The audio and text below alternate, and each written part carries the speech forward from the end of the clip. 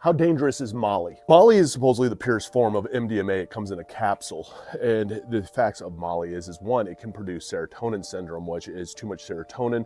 It is one of the ways that Molly can actually kill you when it comes to actually taking this and ODing on it. Another one is hypothermia. You can go into hypothermia using it. You actually cook yourself. And that's something that people don't really realize is when it comes to a lot of these, it's not extremely common, but ODing on one of these is dangerous. It does happen because your brain is producing so much serotonin at that time. That's what gives you so much of that sensory feel. When it comes to MDMA, it comes to Molly, these aren't known as dopamine drugs, they're known more as serotonin drugs. Also, because they come in a capsule form, for whatever reason, fentanyl is now found in them. And somebody who's taking Molly does not have an opiate tolerance. So when you take fentanyl, it's gonna hit you a lot differently. Your odds of ODing on it are pretty damn high. Dehydration is another thing that you have to be aware of and cautious of.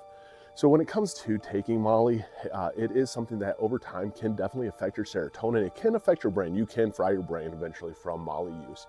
It is on probably the list of drugs. Yeah, it's not as bad as fentanyl. You're not gonna hit the numbers and the deaths that fentanyl. You're not gonna hit the same as like with crack cocaine. But in the scheme of things, any substance out there that alters your brain is addictive and it can become very dependent on. And it's a struggle I share from experience. I'm a recovering cocaine and alcoholic addict. I know what it's like to lose your soul to a substance. And if you want to get sober, it's a fight, it's a battle, it's not easy. I will say this, download Sunflower Sober. They're tagged down here, link is in the bio. Start tracking your days of sobriety. Start talking to the AI sponsor, Sam. Start learning how to journal.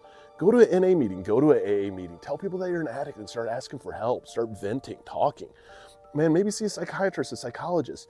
Start finding maybe you need some meds. Who knows what it is? Inpatient, outpatient therapy, there's nothing wrong with that. Find what works for you because in the end, you're who matter, man. It's one day at a time. Don't give up and keep fighting forward because it does get better.